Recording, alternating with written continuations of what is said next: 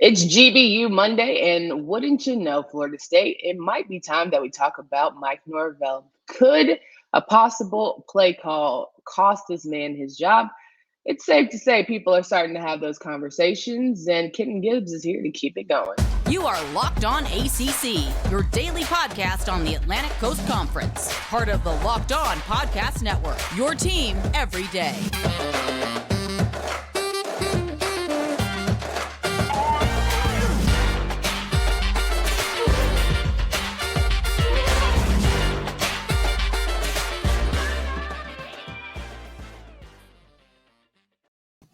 What's going on, everybody? Welcome to today's edition of Locked On ACC. I'm your host, Candace Cooper, and I am joined by Kenton Gibbs here of Locked On Wolfpack podcast. And we come to you each and every Monday to talk about good, bad, and ugly for ACC football season. And of course, we talk about the Atlantic Division because that is what Kenton is a part of. And then on Tuesdays, we have Coastal Conversations with JJ Jackson of Locked On Blue Devils. So we have Kenton Gibbs here to give us a little rundown of all things good, bad, and ugly when it comes to those Atlantic Division teams. Kenton, how are you feeling? I feel great. I feel great. Not just because State pulled off a very improbable comeback last Saturday, but everything is everything. I truly can't complain. It's always a great time being on this show. So I feel great. 100%. And big numbers for quarterback Mr. Chambers, QB1 doing the dang thing, all the playbooks in his hands, and we're good to go. NC State, no need to worry, no need to stress. Am I right? You think you're funny? You think you're It'll all make sense here in just a minute when we go over good, bad, and ugly. But want to start with the good here. Of course, we are looking at some pretty stellar or less than stellar performances by some of these Atlantic Division teams. And we can start with the good, right? I will say the good. Louisville picked up an ACC win, and they did so in formidable fashion. And beating Virginia, while Virginia is not having a great season, it's still a positive for Louisville that's desperate to find a reason to keep Satterfield. Very much so. Very much. Again, I said the Satterfield put them in a very interesting pickle of do you keep them for the recruiting class or do you let them go, whatever the case may be. And the Louisville fans said they will not be held hostage by a recruiting class. Okay. I don't know if y'all know what I know about college football, but I'm going to tell you, teams have been held hostage for less than an entire recruiting class. They've been held hostage for a singular recruit. So maybe, possibly, I know a little something, but like I said, Satterfield keeps putting them in this pickle where, beating this Virginia team is not like a great thing, but it's something you had to do, something you absolutely had to do. And if you didn't, there was going to be some trouble. The pitchforks were going to come out. The pitchforks and the little tiki torches were going to come on out, okay? And it's ironic that I said that about beating the team in Charlottesville, but that's another story for another time. Long story short, it wouldn't have been a good situation. I think this would have been his last game if he lost it, but he did what he needed to do. He gets to coach this ball team another week. Now, what's crazy is a lot of people were saying this win or loss, there was no terms of his job being in jeopardy, and it didn't matter. He was good to go, which, of course, they all say that nicely until you see the final score and you have a conversation post-game. So we've seen coaches who have had votes of confidence get fired after big losses, despite having it wasn't going to happen moment from their higher-ups. You're a Raleigh native, right? I'm currently living in the state of North Carolina. Didn't Tepper say that Matt Rule's job was safe through the end of this season? He said that, didn't he? He said that. I'm pretty confident. Yeah. Now, just making sure. Does Matt Rule have open for hiring on his LinkedIn account? Does he got the little green banner? I think he does. I think he does now. So I'm just saying, what are we doing here? What are we doing? Yeah, okay. Everybody is all, we weren't going to fire him. No chance we were going to fire him. Tucks away separation agreement. Yeah, we weren't going to do that, regardless of what happened this game. Yeah, and I think it's also very telling and good for Louisville to win without Malik Cunningham, a person who clearly is the heart and soul of that team. But despite him not being available, they were able to pull something off, which, not for nothing, I would have written them off completely without Malik Cunningham being on that field, and having Doman step up in big ways and put up over 275 yards. It's great to see them try their best and really play for coach, right? I think at the end of the day, that was a gutsy, I'm playing for coach kind of performance. Absolutely. I 1,000% agree. I couldn't agree with you more. It was definitely that. It was definitely one of those moments where this team made it very clear. They played with a type of desperation and an urgency to show, yes, Virginia came out, punched them in the mouth a little bit, but I'll tell you what, from that second quarter forward, it was all Louisville all over them. And you could tell that there was a sense of we need this happening there. And again, this Virginia team ain't great, not by any means. I don't know what, Brennan Armstrong and Devin Leary both went missing this year. They both just took a time off and said, hey, we've done the work, the hay's in the barn, but it's a win that still was needed. So they've done their 100%. Job. That's all that matters. 34-17 victory for the Cardinals. We move on. What is your good for GBU Monday? Do you know how many divisions, not conferences, how many divisions within conferences or entire conferences as a whole for conferences that don't have divisions, how many have 3 teams in the top 15? 0. But ACC. There are 3. There is the Big Ten East. They have, I believe it is Michigan, Ohio State, and Penn State. All 3 of them are in the top 10. You've got the Pac-12 with USC, UCLA, and I believe I want to say Oregon is in there as well. I could be wrong there, but I believe that's the case. But you go back and look at what we got in terms of the ACC Atlantic. You got Clemson, you got NC State, and you got Wake Forest. 3 teams in the top 15. It's beautiful to see that regardless of what you say about, NC State won and moved down the spot, or Wake Forest blew out Army. Who cares? This Army. And, the Boston College has been terrible all year, and Clemson did their normal thing of struggling for 2.5 quarters before they turned it on. Doesn't matter. All 3 teams got wins. And I was torn between whether it was going to be this or the fact that every Atlantic team that was not playing another Atlantic team won their football games this Saturday.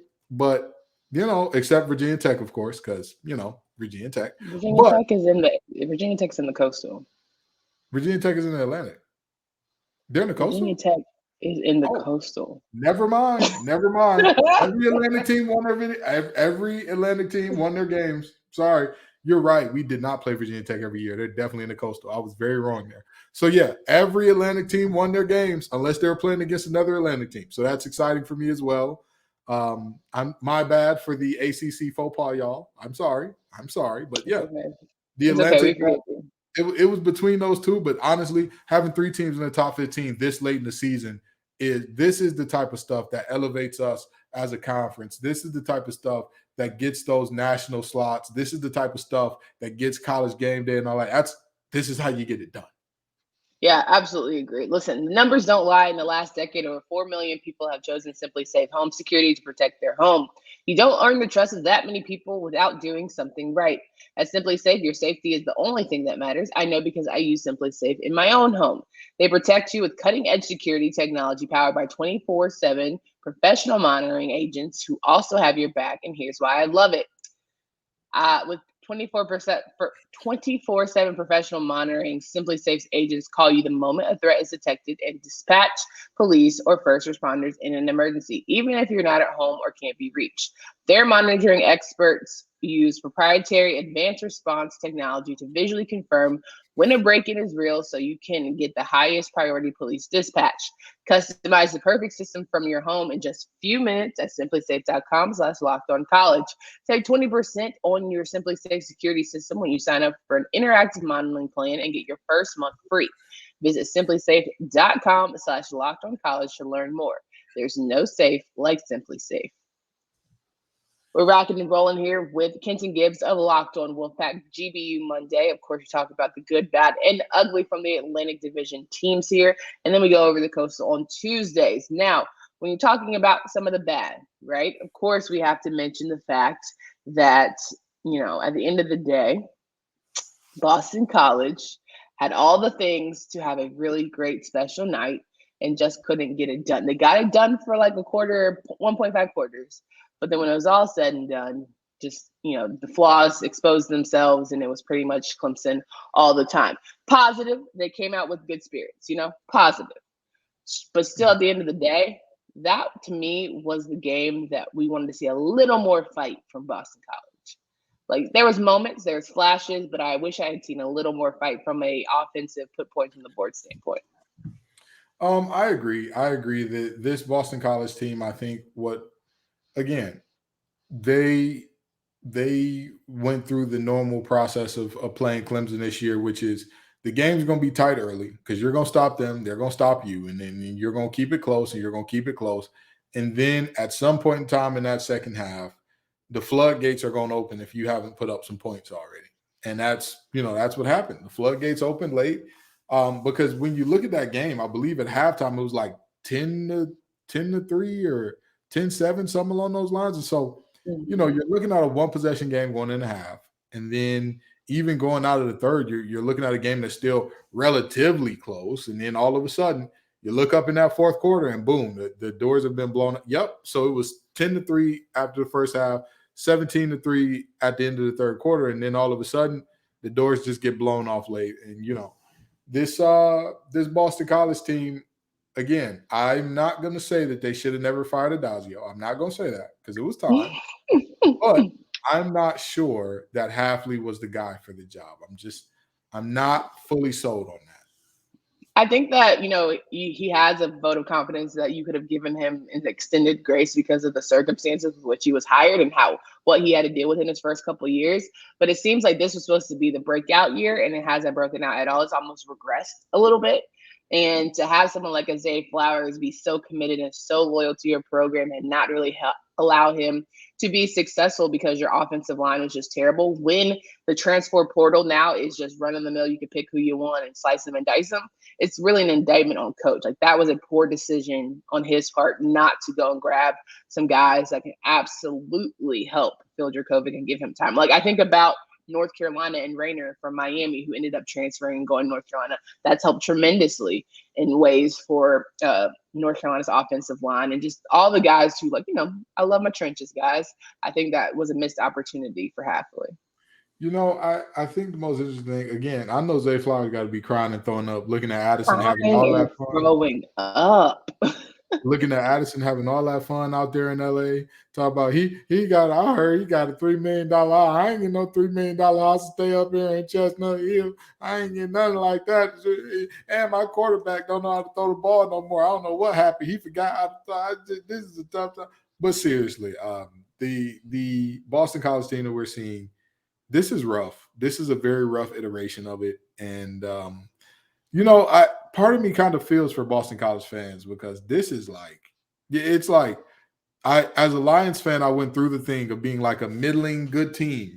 We had Jim Caldwell and everybody was like, oh, he's a good coach and the team is doing well. But there were certain fans that were like, we need more. We need more winning. We need less reliance on Matt Stafford. We need more of these things. And then we went out and got a new coach. And that new coach took us to the bottom, straight to the bottom, not anywhere but the bottom. And at this point, you're kind of like, stop the bleeding, and I don't see an end in sight because you got to play Wake Forest next week.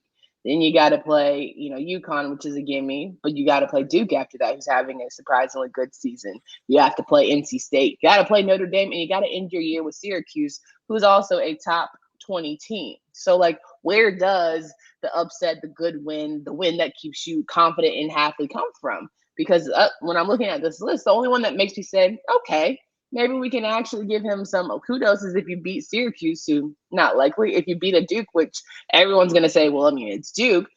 I don't see anybody else on this list that's challenging for them, or a team that if they don't upset, everyone won't be like, whoop-de-woo, Hafley's the guy. I'll tell you what, if they lose to Duke, people are going to be looking at them super crazy. Listen. I don't think this is the year to look at people crazy for Duke beating them. Here's the thing. I know that you're really hard on the Duke train. I know you are. I know. Listen, I get it. I don't mind it. and there's nothing personal here. The proof is in the pudding. The proof is in the pudding. I'm on the train because the proof is in the pudding. But that's the point. The proof is in the pudding. They lost to a Georgia Tech team that has an interim head coach.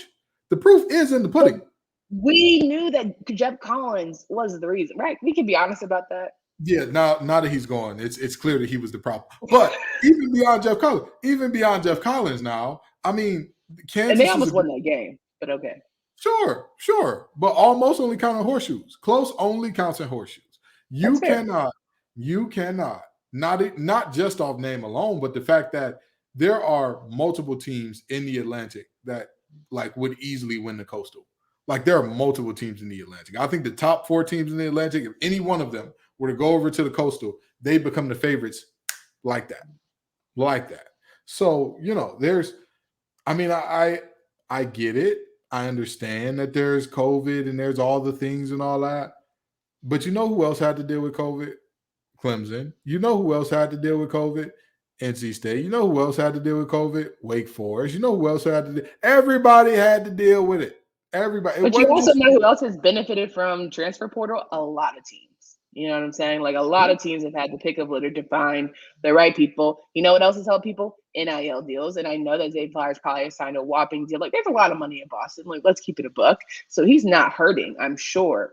But at the end of the day, you got to put the pieces around playmakers to be successful. And that starts in the trenches. And that's just a failed opportunity on Hafley's part. Absolutely. My ugly for the week is bad. Just bad. I'm sorry, bad. my bad. Ugly, yeah. My bad for the week had to be amended because it was originally going to be Virginia Tech being the only Atlantic team to lose, and then I realized they weren't in the Atlantic. Thanks a lot, Candace. Help the children. Help the children, Father. Help the children. So I'm going to move my ugly up to bad here in that another illegal hit against Devin Leary gets him hurt. I mean, you've got to feel for the guy, even if you're not a Wolfpack fan. You know, the last time that he basically missed a majority of the season, it was because he slid and got hit late, broke his leg. This time that he gets hurt, he's throwing a ball and the defender goes and hits him up around his head and neck and he hurts his shoulder. You really got to feel for him. It's so tough. And even as a defender, I'm a guy who like understands the whole player safety argument, and Devin Leary is the poster child for this is what happens if quarterbacks are not protected. We will see more situations where, I mean, NC State, after Devin Leary got hurt, completed one pass for -5 yards. It's not going to help you much going through the rest of the season. Objectively speaking, that was not entertaining football to watch for a vast majority of people. Yeah. And we all know that football is a business. Even college football, it's a business. And you're catering to the casual fan because the diehard fans are going to be there regardless. The casual fan wants to see offense. They want to see points. They do not want to see 9-3.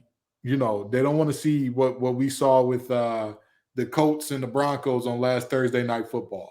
They don't want to see that. That's not what they want to see. The diehard doesn't want to see that, to be honest. I mean, I don't think the diehards have that much. They don't want to see it. That was terrible. I'm going to tell you this. The diehard doesn't want to see it, but the diehard will watch it anyway because they're the diehard. They're going to watch it anyway because there's football on TV. You want the casual fan. That's the dollar you got to work for, and you don't get it when quarterbacks are out and, you know, you've got backups who are, you know, just running the ball every time. Serviceable. Yeah, but he wasn't even serviceable. Like, let's keep it a buck. Okay, now watch out now. Not too much on. He wasn't serviceable. Not too much. Can't throw. Okay. The man is a walk-on. The man is a walk-on. Okay. He better walk. He better walk to figure out. He better be in practice every night, figuring out how to throw if he want to have any sort of into the season. Because let's be real, there's still a fighting chance with help that NC State could potentially be Atlantic Division champions. So you can't do that. He's one leg Willie, like one arm Willie. First of all, Devin Leary is day to day, so let's start there. He's day to day. So. But I will say about Devin Leary, to your point of it sucks that he has to go through this, sure. But it just is a cherry on a very tough season already. Like it doesn't help that he's already had a very tough season, and trying to fight his way through that is going to be extremely challenging. You know what? I'm gonna tell you what. Devin Leary coming off injury is always a tough out. So maybe that'll get his mojo back. Maybe that'll get his swagger back. You know what I mean? Coming off injury a little bit. Maybe he walks through the tunnel and in up in Syracuse and in the Carrier Dome and is like, boys, I'm back. We got this thing, and he returns to form from last year. But that's my bad because that's just it's just so unfortunate to see that again. He's the poster child for the refs and player safety. You got it right there. Yeah, 100%. All right, we're going to talk a little bit about the ugly because, of course, there always is that when it comes to our GBU Mondays. But first, we want to talk about BetOnline because, unfortunately, lost a little bit of money. I had an opportunity, but let me down. But that's okay. We can always bounce back with new week and new betting. And every time I do decide to put a little money down, I always use BetOnline.net. That is your number one source for football betting info this season. You find all the latest player developments, team matchups, news, podcasts, and in-depth articles and analysis on every game that you can find. It's the fastest, easiest way to check in on all of your favorite games and events, including MLB postseason, which, sorry, Mets, that's a tough out, MMA, boxing, and golf. Head to betonline.net or use your mobile device to learn more. BetOnline is where the game starts. I mean, I'm not a really big baseball head here, but damn, that's got to be tough to have like a really good season and just blow it when it's all said and done. Hate it for you, New York Mets, but life goes on. We're talking with Kenton Gibbs here of Locked On Wolfpack, finishing up the show, GBU Monday, talking about the ugly. I think we have the same ugly, but not sure. My ugly would be Florida State. I think the final play call for Jordan Travis was horrendous. I think that he was personally, I think Coach Norvell might have been pandering to, well, you guys shouldn't just be playing for like a simple field goal. You need playing to win, get a touchdown, all the things. And we're trying to force the issue and kind of make Jordan Travis the hero. When at the end of the day, kickers mess up, but we got to give a little more confidence our kicking team, our special teams than that. And it's tough to see that because they were really, in position to just, put it away when it was all said and done and came up short. That play call absolutely was just a travesty, especially when you had Jordan Travis going. Was that travesty with a no pun intended? That no pun intended. No pun intended. Okay. But Jordan Travis had been going off with his legs all game. It was like NC State forgot that he could run the ball well because they were like, oh, he's throwing it good this year, so we don't really need to focus on his legs. And he said, you don't need to focus on what? But in all seriousness, this was a moment where like that play call made sense in the full context of you don't trust your kicker and you've had kicker issues and all that. But even still, like there's a part of me that's just like, I mean, you got to trust a scholarship guy to do a scholarship guy thing. You got to trust him and say, hey, you're here to kick the ball. I don't care what problems you've had. Okay, sure. We can't trust you from 50, 55. Absolutely. But I'm going to still give you a shot. I'm going to stick beside it. Because look, Dave Dorn, perfect example, sticking beside Chris Dunn, who's had a whirl of a career when it comes to kicking and being a college kicker. And we all know the things, the pressure, the threats, and he's still stuck beside him, and he's had a great season. You stick beside him. Yet this year. You stick beside him. You show the vote of confidence, especially even in game. I know it's probably high stress and you want to get the dub, but you got to stick beside the guy who can make kicks in his sleep 9 times out of 10. Yes, he probably was like 7 out of 10 on the game if you were giving him, odds, percents, and probabilities. But I just felt like, why force the issue, force the touchdown situation when you don't have to? Right. I 100% agree. I 100% agree. I understand. And, I had to find an ugly on the fly here, and I'll go Wait, ahead. Can I do one more ugly? Go for it. For all my Seminoles fans who like to give me my mentions and send me Jordan Travis, Rose, and people who like to be in my mentions talking about him being a stellar quarterback and all the things. Y'all mighty quiet. I ain't heard from y'all in a minute. You know what I'm saying? Y'all know when to at me. They were leaving thumbs downs on Locked On Wolfpack this week. I had never seen so many thumbs downs on Locked On Wolfpack. I said, what you say F me for? What did I do? I gave y'all lots of credit and love. It's crazy how y'all quiet. I ain't heard a mumbling word from a Seminoles fan in a minute. So I just want to know where y'all at. Like, hey, my mentions is still the same. My name's still the same on Twitter. My name's still the same in the YouTube comments. Like, come on, y'all big and loud. When Candace was talking about Duke, y'all was all on my head talking about why would she even say Duke's having a good season? Da, da, da, da. Y'all couldn't let me live. Okay, I ain't seen you. All right. Okay. All those college football fans down there, and there was the assistant pastor in my church is also from down that way, and he said, when I think about state, I think about the real state, which is Florida State, and I said, well, the scoreboard said the real state was NC State last night, so I'm sorry to tell you, I guess y'all lost to the fake state. I guess I don't know. You know what I mean? Is this thing on? Where my camera at? You know what I'm saying? Like that's what I feel like. Just y'all real talk tough, but y'all really running hide when rubber meet the road. Now I'm just saying. Whole lot of barking, whole lot of chopping. You got to back it up. Nah, they sold a lot of Wolf tickets and they could not cash in. But needless to say, what was your ugly? Refurbished. I'm gonna let you go because you know what, we had two uglies and that's what we normally go with, and so we just gonna rock out with those two uglies because I couldn't agree more. Again, I have never seen a group of fans be that unruly towards me during the week. I've never seen a group of fans be so unruly off of like one comment and they hold it on your head. But Clemson fans weren't that bad to me at all. Texas Tech fans were amazing. Shout out to Texas Tech fans. Red Raider Nation, y'all are cool people. They was like, yeah, I'm glad that you gave our team some love and shout us out and all this. And I actually, when I did the position by position breakdown, I said, by the way, Florida State has a ton of talent on that team.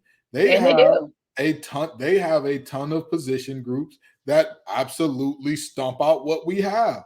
Did they show me any love because of that? Did they say, well, it makes sense? No, just you forgot to talk about we had fumble issues against Wake Forest. Well, why do you think I may get 2 turnovers, one of the Ken's keys, smart guy? Why do you think I did that? Listen, and at the end of the day, Syracuse fans were on my head one episode in, ain't heard from them since. They love me now, right? We're all family. But Florida State, I love that we could take these last 2 minutes and just rag on your fans because I think at the end of the day, y'all can talk big, but make sure you also concede and you have a little bit of, my bad, no ownership. That's what it is. That's your problem. No ownership. A little bit of accountability because you're about to have another payout session with another coach. Look, ooh. 2 payouts. Can we talk about it? I don't know if they can afford a second payout. I don't know if they can afford a second payout now. I don't know. Y'all boosters better be figuring it out, getting the pennies together. Yeah, what did Young Jesus say? It's a recession. Everybody broke. Okay, they ain't got. I don't know if they got 2 payout and pay a new coach money because that's the worst part about it. If you just have to do the 2 payouts and the new coach came for free for a certain amount of time and then you pay him on the end, you'll be all right. But man, they ain't getting prime from VI Love for cheap. I'll tell you that much. They ain't getting them for cheap. So. Ain't nobody trying to get paid off in stipends and want tos and hope me's and figure it out on the back ends. Ain't nobody doing that in college football. So, at the end of the day, I want them to be successful. I think they still have a good road ahead of them.